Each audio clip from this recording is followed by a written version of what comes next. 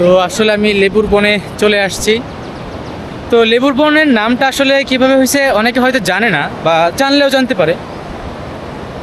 আমি একটু আপনাকে বলে দেই। একটা স্থানীয় ছেলের কাছে জিজ্ঞেস করছিলাম, তো এখানে খুব সম্ভবত মগ, ওরা বলছিল আগে এখানে মগ পাড়া ছিল, মগ জাতি ছিল না, উপজাতি যারা মগ।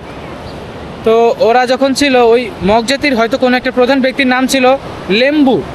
লেম্বু, দর্শক, লেম্বু। তো ওই লেম্বুর নামকরণ অনুসারে এখানে একটা পাড়া হয়েছে লেম্বু পাড়া। তারপর লেম্বু পাড়া জায়গায় মানুষ, এটা হচ্ছে কি মানুষের মুখে দেওয়া নাম, লেবুর বন, লেবুর চর। আসলে এটা হচ্ছে কি লেম্বু পাড়া।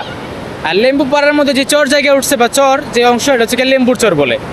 এ হচ্ছে কি লেম্বু চর হিস্ট্রি। আর এখানে তেমন দেখার মতো আসলে কিছু না, এটা হচ্ছে কি ফাঁকা একটা ময়দান, একটা বিচ।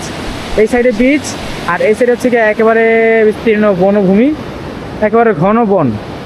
এই দেখে এখানে দেখা যাচ্ছে সব গাছগুলো হচ্ছে কি মারা গেছে, অনেক বৃদ্ধ গাছ, এগুলা এই শেষ হয়ে গেছে আর কি। আস্তে আস্তে এই অনেক দূর পর্যন্ত গাছ ছিল, এই গাছগুলো ভাঙতে ভাঙতে ভাঙতে ভাঙতে আসলে এই পর্যন্ত আসছে।